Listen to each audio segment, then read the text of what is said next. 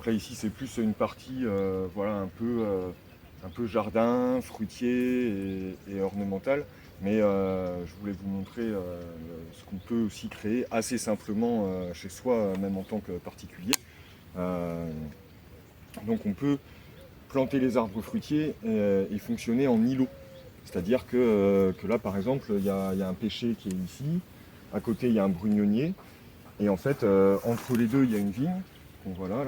Donc la vigne elle s'étale un peu dans tout ça. On a mis de la consoude au pied de l'arbre parce que la consoude ça fait un peu de l'autopaillage, ça pousse beaucoup et puis quand les feuilles elles sèchent, bah, ça ramène de la matière. En plus ça fleurit assez longtemps et ça attire beaucoup les insectes pollinisateurs. On a mis une sauge ici. Là, il y a de la ciste. Donc c'est une plante plutôt méditerranéenne, mais comme ici, là, on est vraiment sur du sec, sur du caillou, elle se plaît bien là. Normalement, il y avait un petit figuier là, mais je crois qu'il n'a pas survécu. Et puis, bah, après, il y a quelques plantes aussi sauvages. Il y a l'Achillée millefeuille, par exemple, qu'on aime bien. Là, on avait remis un peu de pavot de Californie. Il y a un géranium vivace là-bas. Voilà. Mais disons que même dans un jardin de particulier, au lieu de laisser ces arbres tout seuls, on peut fonctionner en îlot. On peut leur planter, alors certains appellent ça des guildes, on peut leur planter toute une variété de plantes autour pour attirer différents insectes, différents auxiliaires.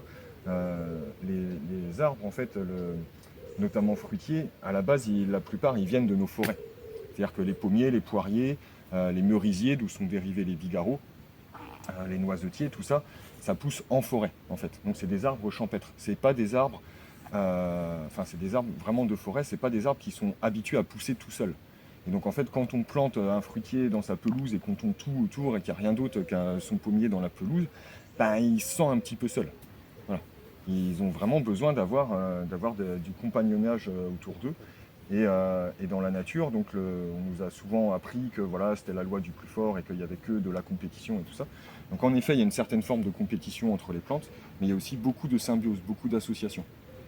Et donc le fait de diversifier un maximum, même quand on a juste un jardin, en fait, ça permet d'attirer vraiment un maximum de biodiversité. Et en plus, les interactions dans la nature sont basées sur des systèmes complexes d'interaction que le cerveau humain peut très difficilement comprendre. Parce que même dans un petit jardin, même de 100 ou 200 mètres carrés, si vraiment on faisait une étude de toutes les interrelations qu'il y avait et entre les plantes, et entre les plantes et les insectes, et entre les insectes entre eux, et avec les autres animaux, et avec la vie du sol, en fait, on en aurait pour des années. Il faudrait des équipes de scientifiques énormes, et en plus ça changerait d'année en année en fonction du climat, etc., du développement des plantes. Donc personne aujourd'hui ne peut dire il faut planter ci ou ça à tel endroit, tout ça. Alors il y a des endroits où les plantes se sentent mieux que d'autres, mais avant d'avoir testé, on ne peut pas vraiment savoir. Et de toute façon, plus on diversifie et plus on arrive à un équilibre, plus on recrée en fait un écosystème et plus on arrive à un point d'équilibre qui permet d'avoir des arbres, notamment fruitiers, qui poussent bien, qui sont en bonne santé, un potager en bonne santé aussi. Voilà. Donc je vais vous montrer après comment on plante en haie fruitière. On peut aussi assez facilement intégrer des arbres fruitiers à un projet de potager, à des espaces de loisirs dans le jardin pour se reposer ou des choses comme ça, à des projets après même d'apiculture. Voilà. L'arbre peut vraiment permettre de créer le squelette, l'ossature d'un lieu.